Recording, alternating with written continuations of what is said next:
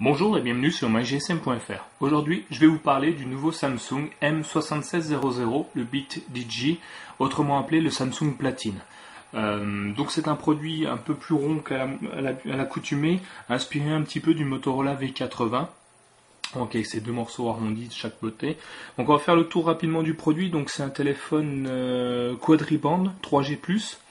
Qui est équipé d'une mémoire interne de 50 mégas, extensible avec une carte micro SD qu'on peut rajouter juste là, d'une capacité maximum de 16 Go. Donc c'est très énorme comme capacité mémoire.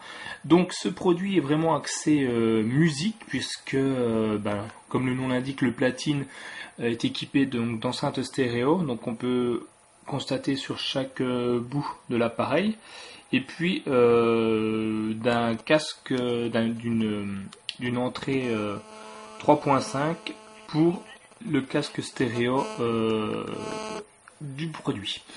Alors on a sur le côté le volume plus moins, un petit bouton poussoir qui nous permet de passer en mode lecteur MP3 ou de verrouiller l'appareil, et puis ensuite du micro USB pour se connecter via le câble à un ordinateur ou pour le charger.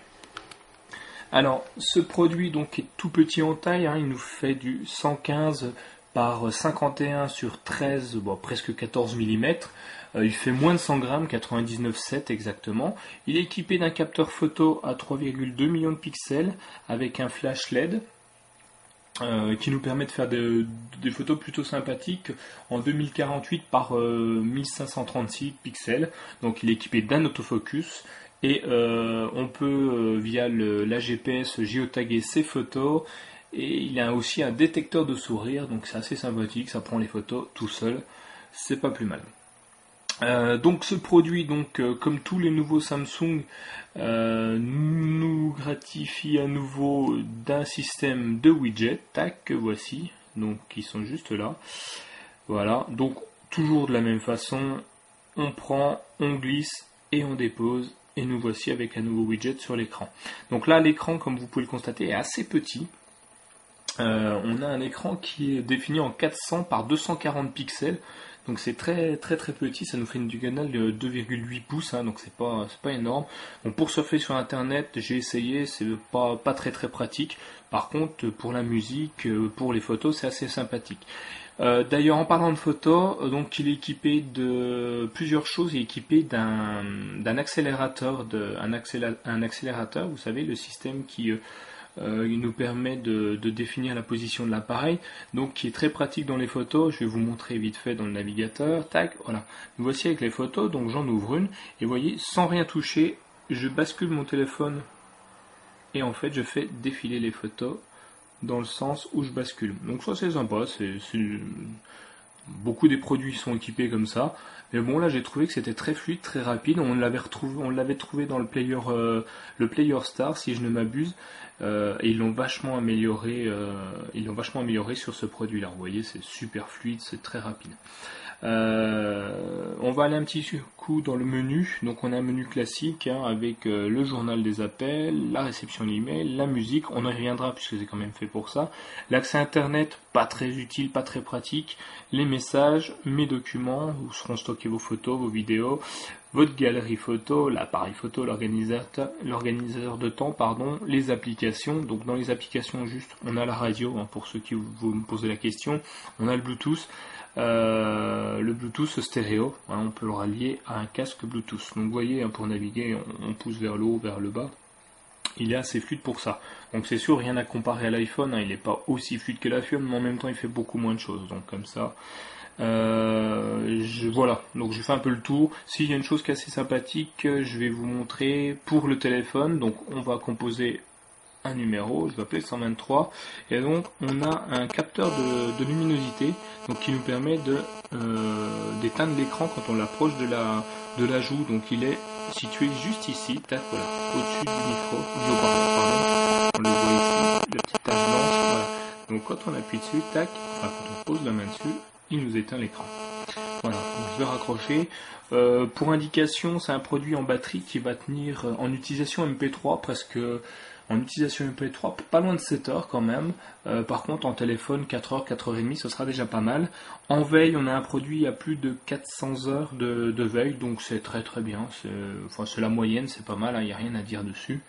Le gros point fort de ce produit-là, c'est vraiment le lecteur MP3. D'ailleurs, je vais vous montrer tout de suite une petite démonstration. Alors, je suis pas très fort en musique, mais donc voilà, dans le menu musique, on a donc le lecteur MP3, l'application, le Platine DJ, la reconnaissance audio et on peut rechercher par tag une chanson. Donc je vais juste aller dans le Platine puisque c'est ce qui va le différencier des autres. On va prendre une chanson au hasard, voilà, ce sera celle-ci. Voilà, on passe automatiquement en musique, voilà. Donc pour baisser le volume, on descend juste là. Voilà, nous voilà sur l'interface du lecteur MP3, donc avec les scratch pour, voilà, on va scratcher un peu la musique. Je sais pas si vous entendez, j'augmente un petit peu. Et je vais scratcher. Ah, on va pas scratcher sur ça comme musique évidemment. Alors, on scratch.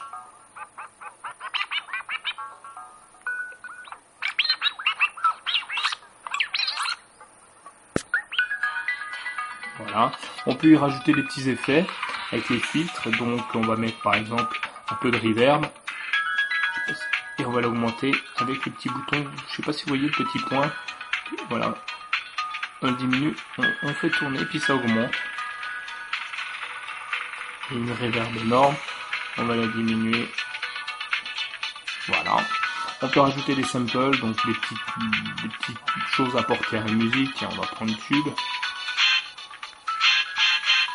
Vous voyez, voilà, puis après on enregistre son truc.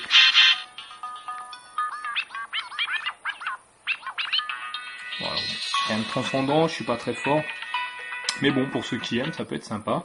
On va regarder aussi au niveau du lecteur MP3, donc on a un accès, comme je disais, directement en poussant le petit bouton.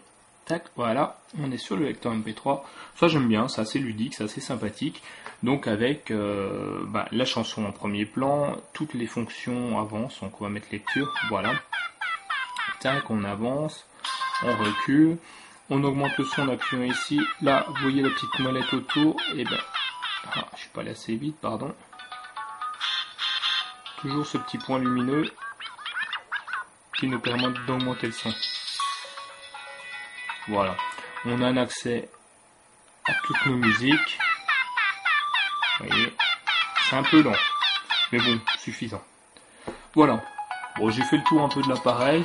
Donc ce qui le change de l'ordinaire, c'est son design qui est quand même sympathique. La possibilité d'y rajouter une carte mémoire 16 Go, il est 3G, il a un peu de photo qui est pas transcendant mais c'est toujours sympathique. Il a un côté musique qui est quand même assez puissant, on entend le son bien de chaque côté, en stéréo donc. Voilà, donc très léger, moins de 100 grammes. Moi j'aime bien, je le trouve joli. Après, avis aux amateurs de ce produit là, ce sera pas le produit de l'année mais c'est quand même un très très beau produit. Voilà, c'était le Samsung Platine présenté donc par Nicolas pour mygsm.fr.